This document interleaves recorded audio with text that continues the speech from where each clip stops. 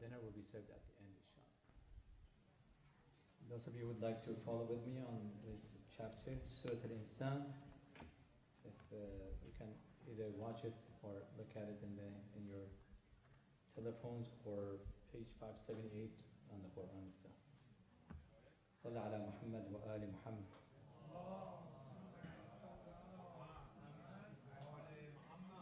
أعوذ بالله من الشيطان الرجيم.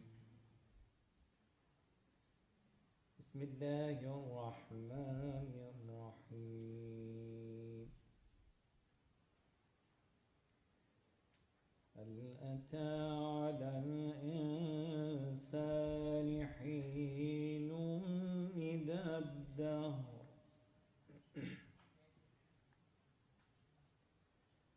لم يكن شيئا مذكورا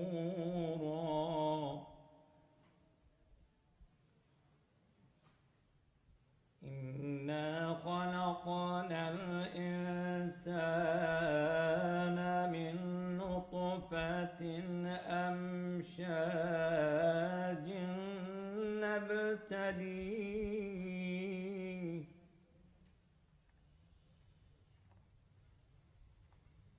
فجعلناه سميعا بصيرا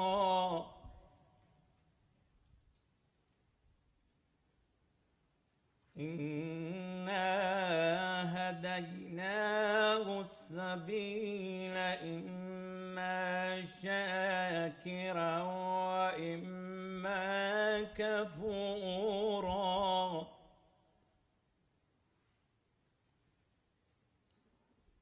إنا أعتدنا للكافرين سلاسل وأغلالا وسعيرا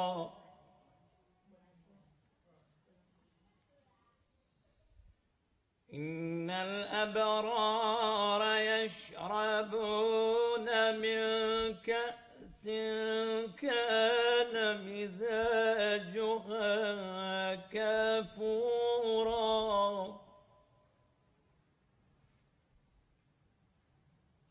عينا يشرب بها عباد الله يفجرونها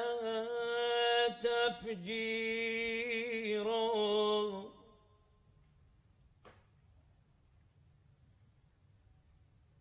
يوفون بالنذر ويخافون يوما كان شره مستطيرا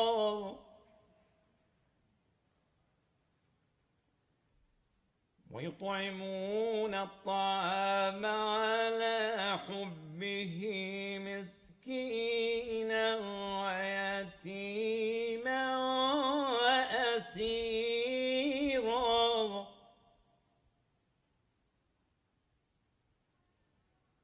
إنما نطعمكم لوجه الله لا نريد منكم جزاء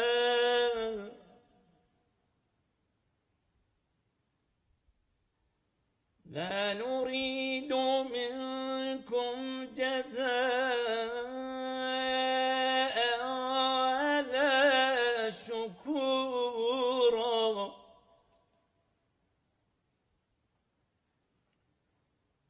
إنا نخاف من ربنا يوما عبوسا قمطريرا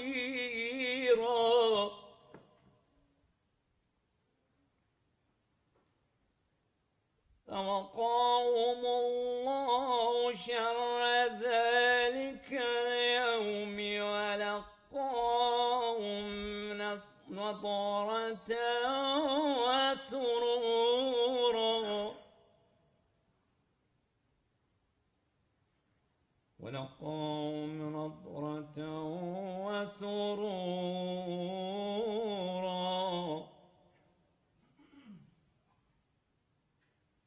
وجزاهم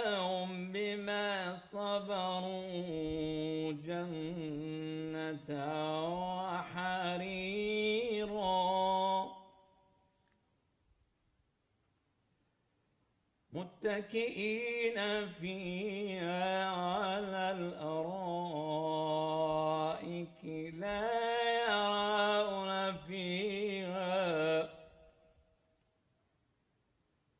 لا يرون فيها شمسا ولا زمهريرا. صدق الله العلي العظيم. صلوات.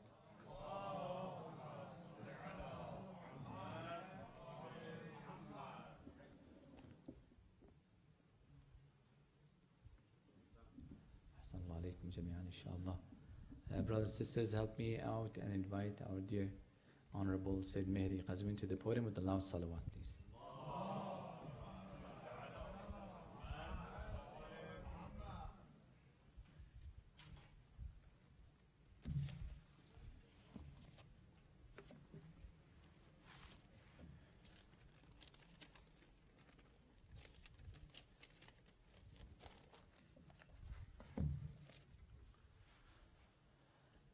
السلام عليكم ورحمة الله وبركاته.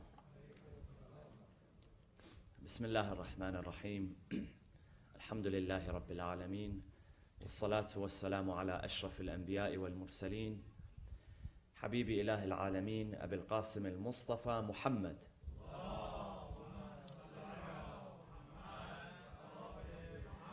وعلى أهل بيته الطيبين الطاهرين المعصومين المنتجبين.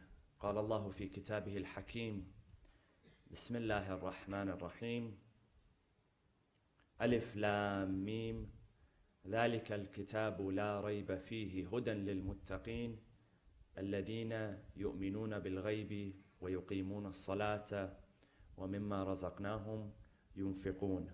صدق الله العلي العظيم. وصلوا على محمد وآل محمد.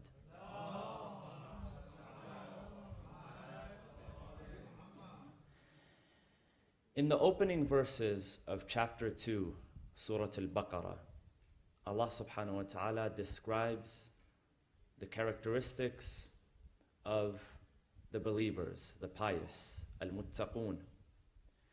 And at the forefront of those attributes is الَّذِينَ يُؤْمِنُونَ بِالْغَيْبِ, those who believe in the world of the unseen. And also establish the prayers and give alms. However, the idea of believing in the unseen is given precedence over the ritual acts. And in the Quran, the idea of the world of the unseen, alam al-ghayb or alamul ghayb, this is a theme that is repeated often in the verses of the Quran. And it refers to a world which exists, but it is beyond the ordinary perception of human beings. So Allah subhanahu wa ta'ala tells us in the Quran, in describing himself, وَعِنْدَهُ مَفَاتِحُ الْغَيْبِ لَا يَعْلَمُهَا إِلَّا هُ, which is in Surah Al-An'am, which is chapter 6, verse 59. And with him, meaning Allah, are the keys of the unseen. So there's this world, the world of the unseen, and God says that the keys of this world belong exclusively to him. None knows them but he, and he knows what is on land and sea. No leaf falls, but that he knows it, nor any seed in the dark recesses of the earth, nor anything moist or dry, but that is in a clear book, kitabim mubin, meaning that although what is described in this verse for human beings tends to be out of the ordinary reach, for God it is preserved in a clear book, meaning that it is something that is clearly perceived by God. It's not something which is ambiguous. So the unseen, al-ghayb, according to commentary, refers to all realities beyond the reach of ordinary human perception. So for instance, God. We do not perceive God through our five senses.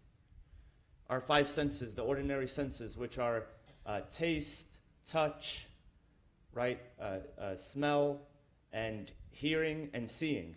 Those are the five senses that we tend to sense anything which exists in this world that's within the four dimensions, that has four dimensions, that lives within the four dimensions: time, length, width, and depth.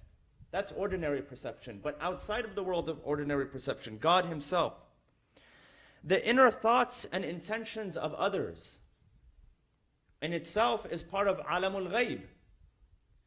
So you interact with this thing that you cannot sense with your ordinary senses. However, you interact with it and you believe in it. The inner thoughts, the inner realities as well, the inner reality of things, which in the Quran is described by the word malakut. So when you use the word malakut, Allah subhanahu wa ta'ala describes Ibrahim. He says, وَكَذَلِكَ نُرِي إِبْرَاهِيمَ مَلَكُوتَ السَّمَاوَاتِ وَالْأَرْضِ. That we gave Abraham the ability to witness the inward realities of as-samawati wal-ard, which is the skies, the heavens, and the earth. He was given that power, the power of inward, of perception of inward reality. Future events, this is also considered part of alamul ghaib. Metaphysical realities, also considered part of alamul ghaib. Now, in opposition of alamul ghaib is what the Quran refers to as alamul shahada. So in Surah Al-Jumu'ah, Allah subhanahu wa ta'ala says that upon your return to God, He says, ثُمَّ تُرَدُّونَ إِلَىٰ عَالِمِ الْغَيْبِ وَالشَّهَادَةِ فَيُنَبِّئُكُمْ بِمَا كُنْتُمْ تَعْمَلُونَ. That here in this world, you base your actions, you might base your actions off of what is the information and the knowledge that's available to you, that you can perceive through your five senses.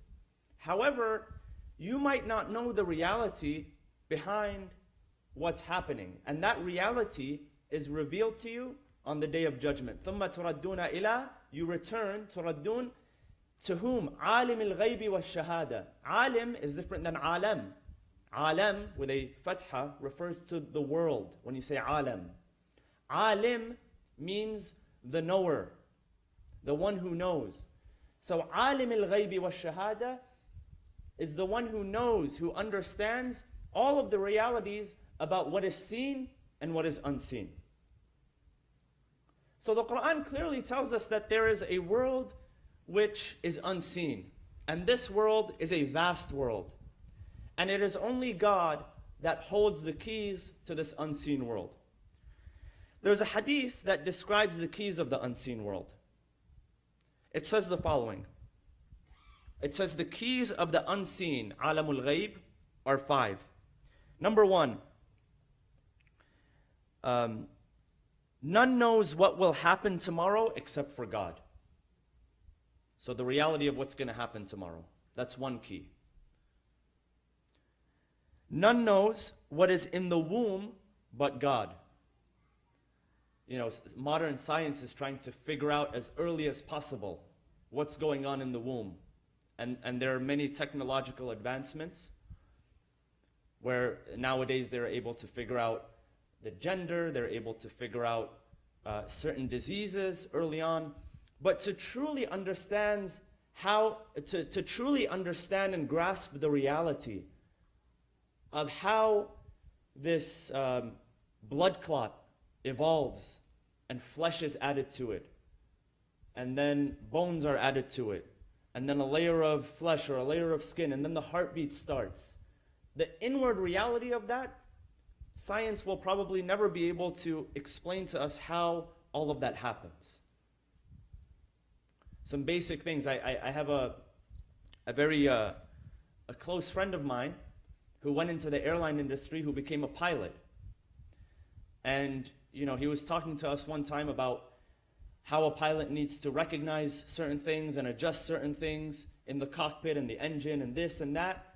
in order to counteract some of the harsh realities that happen up there when you're flying. He says, but at the end of the day, even us as pilots who feel like, if you feel like you're in charge of an airplane with 300 or 400 passengers, you feel like you have some sort of control, you're in charge. He says, even for us at the end of the day, we don't really understand how this thing flies up in the air. So we call it pure fantastic magic. It's magic. To us, it's like magic. Even though you're the pilot and you're lifting this thing up in the air and you're turning it around and you're landing it, to us it still seems like magic. So, none knows what will happen tomorrow but God. This is 1. None knows what is in the womb but God. This is 2. None knows when it will rain but God. This is 3. Sometimes here in California, it tends not to rain for months, or it tends not to rain for years. And the biggest experts, meteorologists, whatever, you check the weather app on the phone and you think it's going to rain next week, and sometimes it shows you that it's going to rain for 3 days in a row, and then 2 days before, all of a sudden it changes. We don't know. This is 3. Number 4, none knows in what place one will die but God. And there's a Quranic verse that describes this. Nobody knows. Who knows where they are going to die? I mean, you look at this past week or this past month or this past year, and every day you hear about people in the news who don't expect to die in the place that they've died. So no one knows that except for God. And number 5, none knows when the hour will be established but God. As-sa'a, the hour with a capital H. The hour, as-sa'a, refers to the coming of the Day of Judgment. Nobody knows that. So those are the keys of the unseen. So you have the world that is seen, and you have the world that is unseen. And the Quran tells us that among the chief attributes or characteristics of the believers is that they believe that there exists a world beyond their perception, beyond their recognition. Even from a scientific point of view, you see things that scientists can measure but don't really understand the inner reality of, such as dark matter and dark energy. Scientists tell us that the reason why our universe is expanding is because of an energy, and the reason why they call it dark energy is exactly that. They don't understand the nature of it, so it's dark. Or dark matter, which together make up about 97% of our universe. And all of the planets and all of the stars and the solar systems, everything that we're able to see and measure, makes up only 3% of our known universe. It just shows you how little we know when we think that we know a lot. And the Quran refers to this reality. وَمَا أُوتِيتُم مِّنَ الْعِلْمِ إِلَّا قَلِيلًا. That you've only been given a small amount of perception and knowledge. So there's the world of the unseen. There's alamul ghaib. And in philosophical terms, it's referred to as alamul mujarradat. Mujarradat are those things which are abstract, versus alamul madda, which refers to those things which are, madda refers to a matter or a substance, something that you can see, something which is tangible. So what Islamic scholars have said is, okay, well the Quran talks about and describes alamul ghaib, the world of the unseen. How do we know that there actually is the world of the unseen? So if you take the human soul is what Islamic theologians and philosophers use to describe the world of the unseen. Something which exists, something which drives us, something which affects us and is affected. However, it's something that you cannot readily see, you can't smell, you can't touch, you can't taste, or anything like that. Now, there are two opinions here. There's the opinion of the Quran, which is a theological opinion. It says that, in fact, the human soul, it is a substance, it is a matter. It's not abstract. It's not from alamul ghaib. In fact, it's something which is an actual substance. And the reason they say that is because if you read the verses of the Quran, it describes the soul as something which is a substance. So when the soul begins to leave the body, the Quran describes the soul as moving from one place to another. كلا إذا بلغت التراقي وقيل من راق وظن أنه الفراق والتفت الساق بالساق إلى ربك يومئذ المساق. Now that first verse, it says, nay, كلا إذا بلغت التراقي. When you see the soul, it begins to ascend out of the body. It begins to emerge from the body. And it reaches at-taraqi, which is a word that is plural for turqwa. This bone, this collarbone right here, is called turqwa. So the Quran says that you begin to see it, you feel it emerging from bottom, from the feet all the way up. And finally, during its final stages, it reaches this part right here, the collarbones. And that's it. That's final. In another verse, it says, فَلَوْلَا إِذَا بَلَغَتِ الْحُلْقُومِ وَأَنْتُمْ حِينَئِذٍ تَنْظُرُونَ. That, O people, it draws for us this really a dreadful scene, a dreadful picture, where the family of the person who is in the state of ihtirar, the person who is in the state of dying, they witness as the soul exits the body and it gets to the hulqum, which is the throat area. كَلَّا إِذَا بَلَغَتِ الْحُلْقُومِ وَأَنْتُمْ حِينَئِذٍ تَنْظُرُونَ. That you sit there and you witness it, you're able to see it. وَنَحْنُ أَقْرَبُ إِلَيْهِ مِنْكُمْ. And that we are closer to it, but you do not perceive.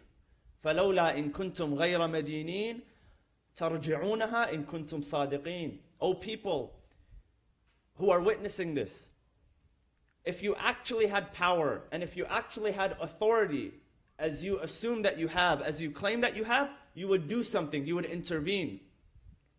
You would pull the soul back.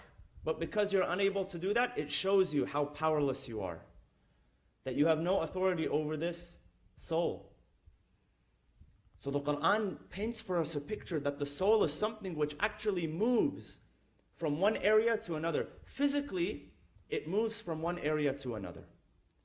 So based on this, theologians of the Quran have said that the soul is something which is a substance. It's not something which is abstract. It's an actual substance, a matter which exists, which moves from one place to another. Philosophers, however, and if you study Islamic theology and philosophy, there's always a conflict between what the theologians say and what the philosophers say. Philosophers say something else. They say, no, it's something which is abstract. They say the reason it's abstract is because everything which is a substance, it can be broken down. It can deteriorate. And it can also change. So for instance, if you look at the things which exists in this material world, in this world of substance and material and matter, everything breaks down or deteriorates. The human body, it deteriorates after death.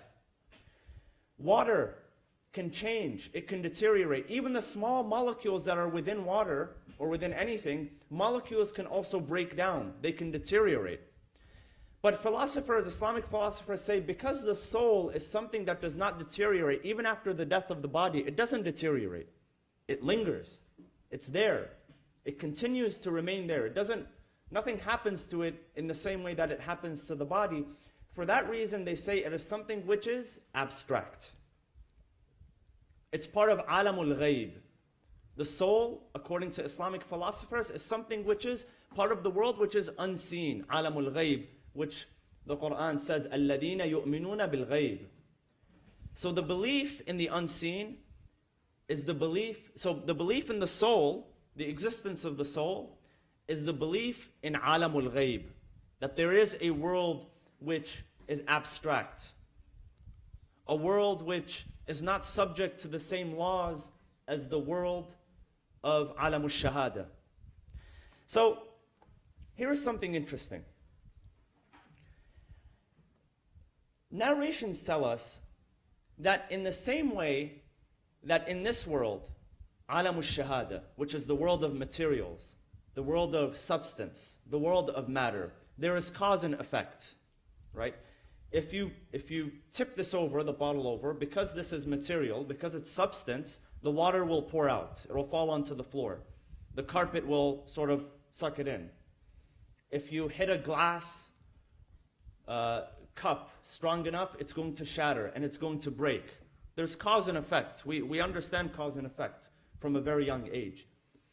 Well, what they also say is that there is also cause and effect in Alamul Ghaib, the world of the unseen. And the example that they give is the example of our dreams. So, what do dreams have to do with cause and effect, and what do dreams have to do with the world of the unseen? Now, there's a hadith from our sixth Imam, Al-Imam Ja'far bin Muhammad al-Sadiq alayhi salam.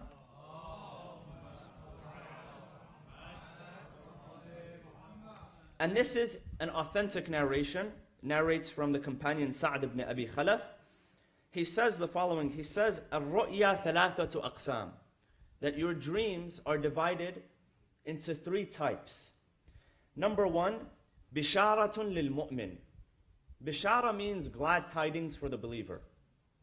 So sometimes you see a dream, and the dream in it has glad tidings, in that it describes something that is going to happen in the future, whether the near future or not, and it is glad tidings, meaning it's good news for you. Bisharatan lil mu'min, that's the first type. The third, وَتَحْذِيرٌ مِّنَ الشَّيْطَانِ. The second is تَحْذِيرٌ مِّنَ الشَّيْطَانِ, a warning sign from the shaitan. This is two. And the third is referred to as أَضْغَاثُ أَحْلَامٍ, which the Quran also uses. So in chapter number 12, Surah Yusuf, the king in that story, he has a dream which is true. It's true, it's genuine, it's true, it's a truthful dream. However, because the people around him did not know how to interpret it, they referred to it as adghathu ahlam, meaning that, the dreams that most people have on a regular basis, that really have no true interpretation. It's just maybe a combination of all of the random things that have happened in your life and random people that have come in your life. Most of our dreams, they really have no true meaning. So they said, أضغاث أحلام, قالوا أضغاث أحلام وما نحن بتأويل الأحلام بعالمين, that we don't really know about the interpretation of dreams. And no one was really able to interpret that dream correctly except for Yusuf, who at that time was in prison. But by virtue of him having interpreted another dream correctly, he was summoned in front of the king. And so he interpreted it correctly, which were 7 years of abundance and 7 years of famine. And because of that, he was appointed to a righteous position because he had an inner view of the inner reality of things. So what scholars say is that in that case, so what does it have to do with Alamul Ghaib and the world of material and the world of non-material, the world of abstract and the world of substance? Is that everything before it happens, it's written somewhere. And this is why Allah subhanahu wa ta'ala refers to it, وَعِنْدَهُ مَفَاتِحُ الْغَيْبِ لَا يَعْلَمُهَا إِلَّا هُ وَيَعْلَمُ مَا فِي الْبَرِّ وَالْبَحْرِ وَمَا تَسْقُطُ مِنْ وَرَقَةٍ إِلَّا يَعْلَمُهَا وَلَا حَبَّةٍ فِي ظُلُمَاتِ الْأَرْضِ وَلَا رَطْبٍ وَلَا يَابِسٍ إِلَّا فِي كِتَابٍ مُبِينٍ. So everything, before it happens in this world, it's written in that clear book, Kitab Mubin. Now that clear book is part of the world of the unseen, meaning that we as human beings cannot perceive it. However, sometimes when you have a dream which is true, which is authentic, which is genuine, which by the hadith, the authentic hadith is described as bisharatun lil mu'min, the way that happens is that your soul comes into contact with the truth, which otherwise you would not be able to recognize, you would not be able to grasp unless you see it in your sleep. And because it understands it, because it comes into contact with it, what tends to happen is that it comes true and it manifests itself in the real world. Because what happens when we sleep? The Quran describes what happens when we sleep. Allah subhanahu wa ta'ala says, Allahu yatawaffa al-anfus hina mawtiha. So God, the Quran says, takes hold of the souls in two occasions. One, when it dies. Two, وَالَّتِي لَمْ تَمُتْ فِي مَنَامِهَا. And the one that does not die in its sleep. So the Quran is saying that God takes the soul twice. Once when it dies. That's clear. That doesn't require an explanation. The second is when a person sleeps. So sleep is temporary death, and death is permanent sleep. This is what the Quran tells us. Sleep is temporary death, and death is permanent sleep. Meaning that when you sleep and when you die, there's a disconnection between your body and the soul. Now, what does the Quran tell us about the soul when it dies, when a human dies? That finally it begins to see the realities. It gets a taste of reality. That same taste of reality happens during sleep sometimes as well. And the difference is during sleep, the soul comes back to the body. So when a person sees a dream which is true, which is authentic, it is an interaction of the soul with alamul ghaib, the world that contains the inner realities, the metaphysical realities of everything which exists before its existence in this physical world. So not only is there alamul ghaib, not only is there a world of the unseen, there's actual interaction between alamul ghaib and alamul shahada. As we are alive, we can experience that. So the question then becomes, okay, there's this world of the unseen. There's alamul ghaib. So what? I mean, why do we need to believe in something like the world of the unseen? What's so special about that? Why is it that, what is so special about this world? See,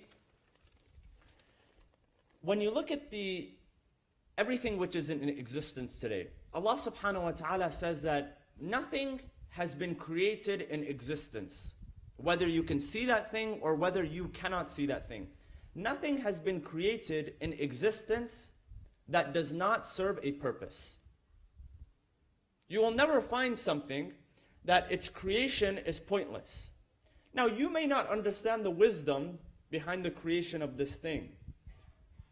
However, there's nothing that in reality is without a purpose. Something which is pointless.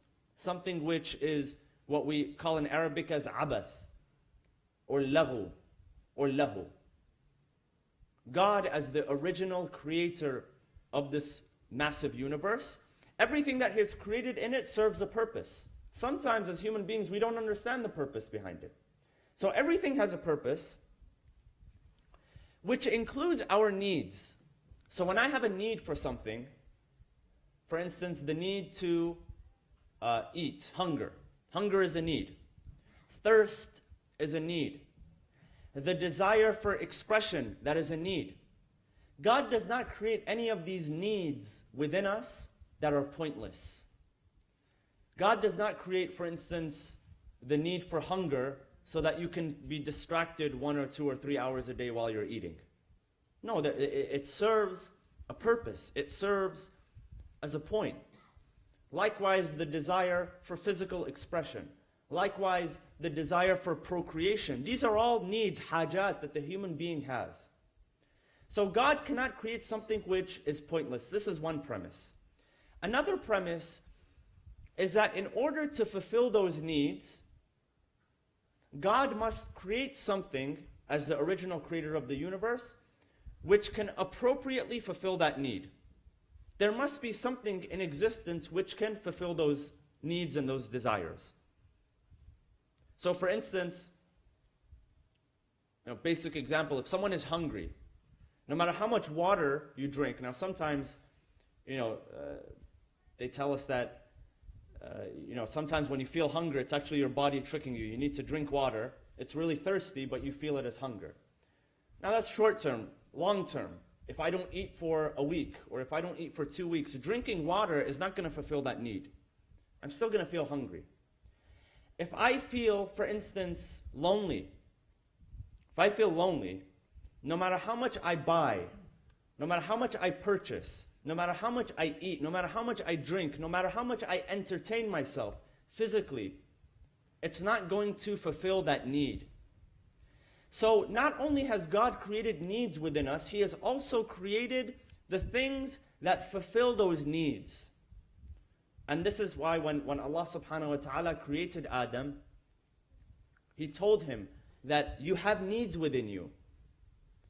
And the world that I am introducing you to has enough provisions that you will never feel that you are in need of anything. إِنَّ لَكَ أَن لَا تَجُوعَ فِيهَا وَلَا تَعْرَى وَأَنَّكَ لَا تَضْمَأُ فِيهَا وَلَا تَضْحَى. That there is enough provision in it that you will not feel hunger, you will not feel thirst, you will never be naked, and you will never feel cold. There's enough shelter, there's enough warmth, there's enough food, and there's enough drink. So, with the creation of those needs comes the creation of things which appropriately fulfill those needs.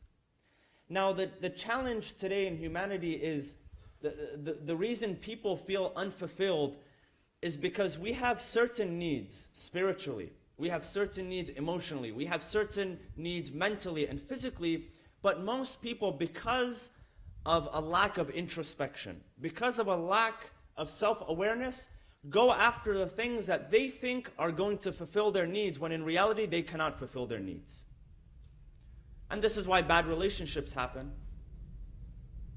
Because in order for a relationship to flourish and prosper, there is an emotional element to it, there's a spiritual element to it, there's a physical element to it, there's a mental and intellectual element to it, there's a social element to it.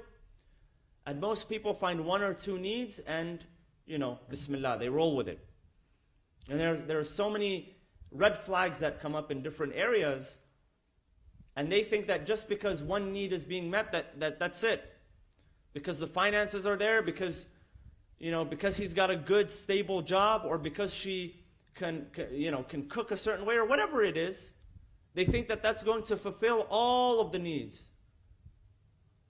When in reality, that doesn't happen. That's like being hungry, but then drinking water in order to satisfy your hunger. It doesn't happen. And so when people are spiritually in need, there's a connection that has to happen between the spirit and the body. What most people tend to do is continue to satisfy the body, thinking that their spiritual needs are going to be met, when in reality, your spiritual needs will never be met by fulfilling your body. It doesn't matter how much you give it. So, there's a relationship between the world of alamul ghayb, the world of the unseen, which is the soul, and this material world. And we need to understand that relationship in terms of need. So there is an actual need for alamul ghayb, this world of the unseen. Child psychology tells us these days that kids, for instance, if a child in their early age is robbed of love from their parents or their caretakers, or if they're robbed of affection, the detrimental effects that begin to happen in their mind, and how so many criminals in today's world, if you survey them, you can trace back the absence of love or affection or respect in their early childhood, because that need was not felt. It was not accommodated. It was not tended to. If someone is breathing for oxygen, if they're gasping for oxygen, and you give them a gold bar, or if you give them a 100-carat diamond pendant, do you think they're going to want it? It's not going to. They don't have the need for that. They have need for oxygen. So some of the things, it's interesting because some of the things that we take for granted, such as being able to breathe, oxygen, some things that we take for granted which happens automatically in our body, for some people it doesn't happen automatically. And all you have to do is visit the hospitals, visit the intensive care units, and see how some of the basic functions people are lacking are the same functions that we take for granted, such as being able to breathe on our own. Some people can't do that. Children who, for instance, some children who are born premature are not able to do that. And it's something that we take for granted. So because people lack introspection, they lack self-awareness of the spiritual needs that they have, the food and the nourishment that their soul, their spirit requires, they walk around with this acute symptoms, and they're never able to really produce anything out of that. So to wrap up, we do believe in the world of the unseen. We do believe that there is a world that is beyond our recognition, a world that is beyond our understanding. And in reality, when you see the way that Allah subhanahu wa ta'ala works in this world, you realize that much of it has to do with the world of the unseen. And that's to teach us a lesson that, O people, you are in constant need of the source that is going to fulfill your spiritual and emotional needs. And this is why Allah says, Ya ayyuhan nasu antumul fuqara'u ila Allah, wallahu huwal ghaniyul hamid. O people, you are fuqara. Faqir is a person who is in a state of poverty, but not just financial poverty, spiritual poverty, emotional poverty. That is true need. So that even if you are in a state where you say, I'm not poor financially, I'm rich, you are still in a state of faqr to Allah subhanahu wa ta'ala. You are still in a state of poverty and need towards Allah subhanahu wa ta'ala. And if you think about your life and everything that has governed your life and your belief system and your attitude, much of it is based off of what you don't readily understand at the moment. And that's what we call faith. That's what we call iman. It's the belief in the unseen. It's knowing the power of alamul ghaib.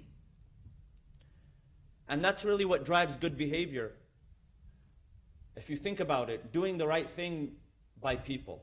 If you think about it in terms of the world of substance and matter and materialism versus the world of the unseen, it makes more sense, for instance, to think short-term than it is to think long-term. Why should I do something good? Why should I give sadaqah? Why should I reach out to the family member that has perhaps hurt me? It's only when you believe in the unseen that God is going to reward you for doing the right thing, even though you might not see the reward in the short term, that you begin to engage in this kind of activity. And I'll just share a couple of hadith with you. One hadith says the following. It says the following about charity. It says, as-sadaqatu tarfa'ul bala wa qad ubrima ibrama. It says that when you pay charity, when you pay sadaqah, it lifts any kind of adversity, any kind of hardship, even if that hardship was destined. It was ubrima ibrama, meaning that it was tied. It was tied. It was supposed to happen. It opens the knot when you give sadaqah, when you're able to give. Even though you cannot see it, that bala, that hardship, you're unable to see it right now. You don't know what it is, but you're able to ward it off through giving sadaqah. Some narrations tell us that Fir'aun, the day that he stopped giving sadaqah was the day that he died. Because even though he was an evil man, he had some good acts, some acts of virtue. And another one says the following. It says, Silatul Raham, which is re-establishing connections with your family members, which maybe you have cut off. or maybe have separate. Salatul Rahim, tuzakki al-amwal, wa ta'muru al-diyar, wa tunsi al-ajal. Which means that, number one, when you get in touch with your family members and you reconnect with them, first of all, it purifies your money, tuzakki al-amwal. Number two, ta'muru al-diyar. It builds your homes. It makes your homes flourish and prosper. Wa tunsi al-ajal. Which means that it delays death. And these are things which we cannot see in front of us, but we believe in because we believe in alamul ghaib. You know, the narrations describe Lady Fatima al-Zahra salawatullah wa salamu alayha in such a profound way. One of the narrations gives us insight to the meaning as to why she was named Fatima. And the narration says, إنما سميت فاطمة لأن الخلق فطموا عن معرفتها. That because humanity has been weaned, Fatima means to wean. When you wean a baby off of its mother's chest, to wean something, because all of humanity has been weaned and separated from understanding her true nature. Meaning that people believed that they knew who she was, they believed that they understood what she represented and what she stood for, but in reality, most people have no idea. They don't know. Nobody recognized the true magnitude and the power of her personality, the influence that she had in this world. لأن الخلق فطموا عن معرفتها. In another narration, it describes her by saying that she was named Fatima لأنها فطمت شيعتها من النار وفطمت أعداءها من الجنة. That because she separated, again, she weaned off her followers and her lovers from the hellfire, and she weaned off her haters and those who had animosity towards her, she weaned them off of the heaven. So no matter what they do, because they hold that animosity in their heart for her, there's no heaven for them. And the opposite is true. That she protected her followers, the people who loved her, the people who honored her sincerely, she protected them from the adversity of the hellfire. What is it about this personality which is so great that her belief and her love is so powerful that Allah subhanahu wa ta'ala, He says by the saying of our holy Prophet Muhammad sallallahu alayhi wa sallam, He says, يَرْضَى اللَّهِ لِرِضَى فَاطِمَةٍ وَيَغْضَبُ لِغَضَبِهَا. That God is satisfied when she is satisfied. And God is angered when she is angered. How is it that, some people say that, how is it that God reduces, the language that they use, they say He reduces His happiness to her happiness and reduces His anger to her anger. It's not a reduction of her. It's not a reduction of God. It is an exaltation of her. And for most people, her existence is such a powerful reality that they cannot understand her true nature. And this is what the hadith means. لأن الخلق فطموا عن معرفتها. That she is part of a world which is so vast, a world of inner realities which is so large that no matter how you try to perceive it, you won't be able to perceive it. No human being.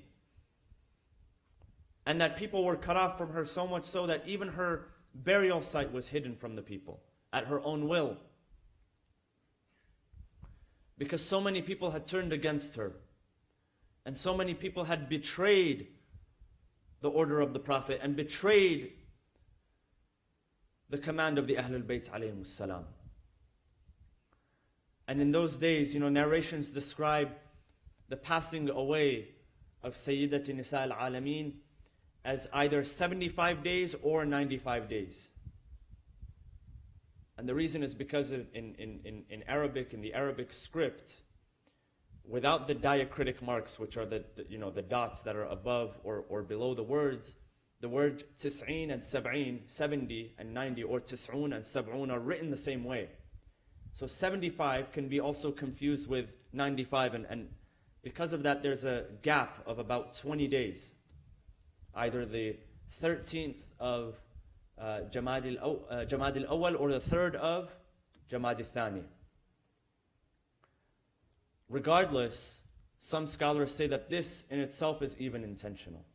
That not only the place of death, not only the place of burial is unknown, even the time and the date of death is unknown. And that is something which is intentional. That is something which she had wanted.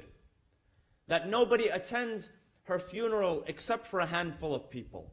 And during those final days, she would go to the grave of her father, Rasulullah sallallahu alaihi wasallam. And narrations tell us that she would take a handful of that dirt and she would smell it. She would smell the fragrance and embrace the fragrance of that grave, and she would say, ماذا على من شم تربة أحمد أن لا يشم مدى الزمان غواليا صبت علي مصائب لو أنها صبت على الأيام صرنا لياليا. That the tragedies that have befallen me, if they were to fall on the days would turn into nights. Such a powerful expression of what took place during those final days. Inna lillahi wa inna ilayhi raji'un. وسيعلم الذين ظلموا أي منقلب ينقلبون والعاقبة للمتقين وصلوا على محمد وآل محمد.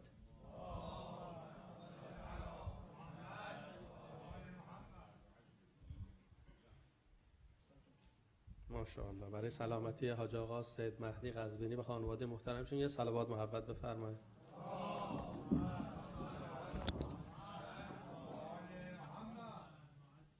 بسم الله الرحمن الرحیم.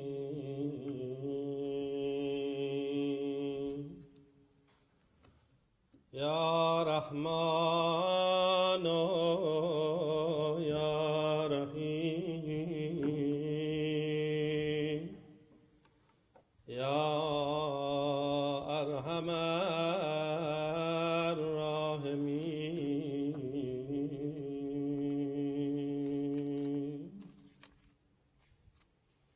صلى الله عليك يا فاطمة الزهراء يا بنت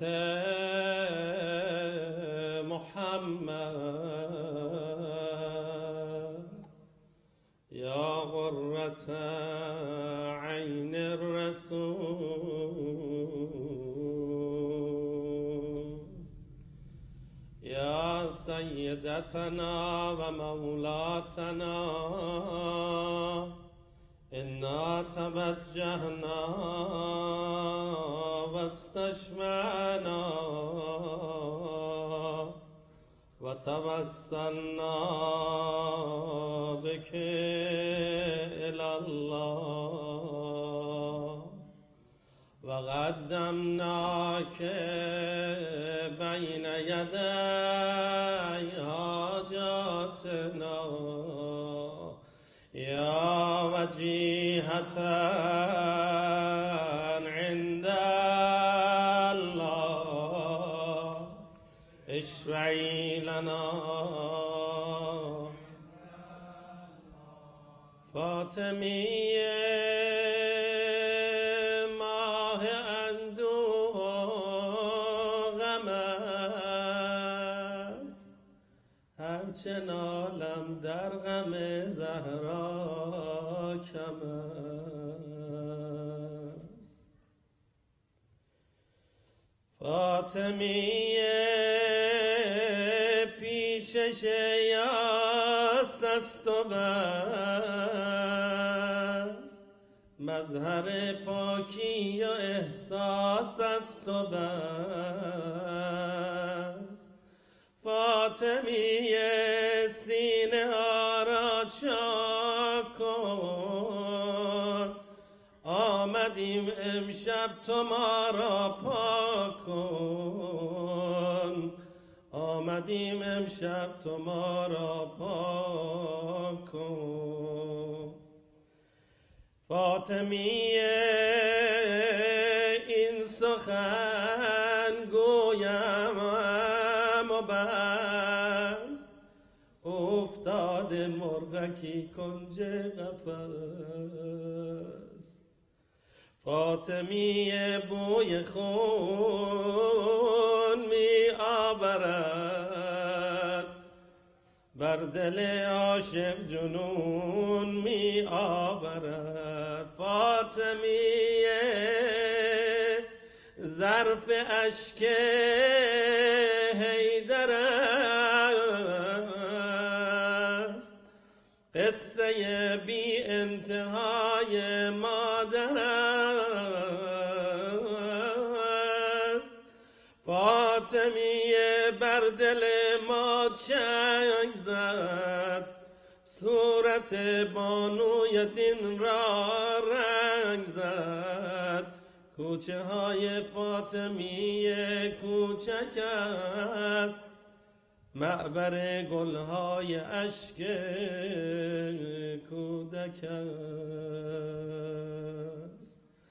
امام باقر می‌فرماید به خدا سوگند جابر، در روز قیامت حضرت زهرا سلام الله علیها مانند پرنده‌ای که دانه خوب را از بد جدا می سازد، شیعیان و دوستان خود را در بر گرفته نجات می دهد. فاطمیه پشت مولا را شکست، میخ در بر سینه زهرا نشست، میخ در بر سینه زهرا نشست.